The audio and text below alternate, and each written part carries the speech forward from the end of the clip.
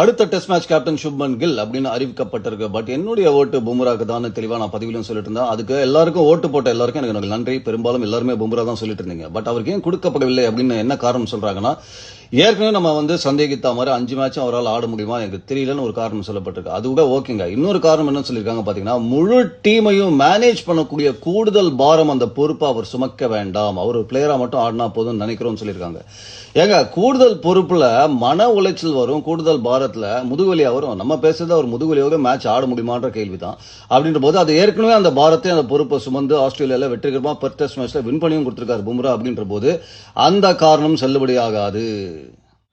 நான் ஏற்கனவே சொன்ன சுப்மன் கில் ரெக்கார்டு பாத்தீங்கன்னா அப்ராட்ல ரொம்ப மோசமா இருக்கு. இருந்தாலும் எதிர்காலம் நல்லா இருக்குன்ற ஒரு நம்பிக்கையில அவருக்கு கேப்டன்சி கொடுத்திருக்காங்க. அது கரெக்டானது, காலம் தான் பதில் சொல்லும்.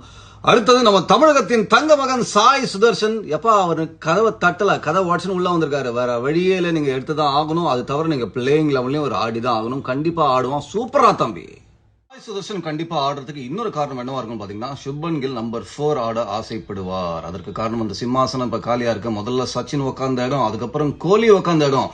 இவங்க வரிசையில் அடுத்தது நான் தான்டான்ற ஃபீலிங்ல அவரோ இல்ல அவர் சுத்தி இருக்கிறவங்களோ சொன்னாங்கன்னா அவர் அந்த நம்பர் 4க்கு கண்டிப்பா ஆசைப்படுவார். அங்கதான் சுப்மன் கில் ஆட போறாரு.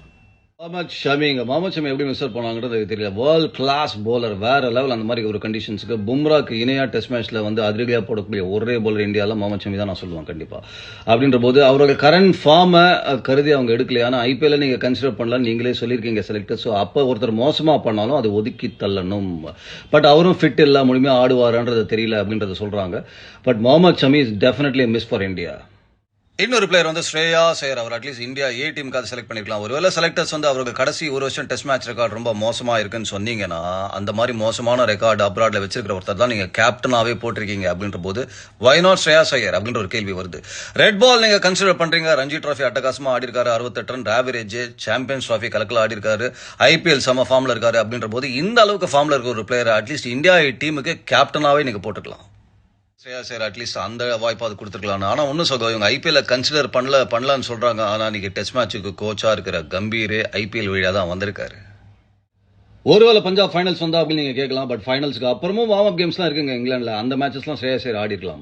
இந்த இந்தியா ஏவே நீங்க பாத்தீங்கன்னா நார்மலா கொஞ்ச நாளுக்கு முன்னாடியே அனுப்பிச்சிருவாங்க அந்த மாதிரி ஒரு டூருக்கு. அந்த டூர்ல யாரெல்லாம் நல்லா ஆடுறாங்களோ அவங்க இந்தியன் டீம் செலக்ஷன் பண்ணுவாங்க அப்படின்றத நம்ம பார்த்திருக்கோம். ஆனா இங்க இந்தியன் டீமே செலக்ட் பண்ணிட்டாங்க. அதுக்கப்புறம் தான் இந்தியா டீமே மேட்ச் ஆட போறாங்க அப்படின்றது கேட்கறதுக்கே விசித்திரமா இருக்கு. ஒருவேளை இந்த இந்தியன் டீம்ல இல்லாத 2-3 பிளேயர்ஸ் அட்டகாசமான பெர்ஃபார்மன்ஸ் இப்ப இந்தியாவுக்கு கொடுத்தாங்கன்னா எப்படி செலக்ட் பண்ணுவீங்க? எனிவேஸ் இப்போ பும்ரா 5 மேட்ச் டெஸ்ட் மேட்ச் ஆடலன்னா அதுவே மிகப்பெரிய சவாலா இருக்கும் இந்தியாவுக்கு. அதை தாண்டி எப்படி போராடுறாங்கன்றதை வெயிட் பண்ணி பார்க்கலாம். And have a nice day சகு.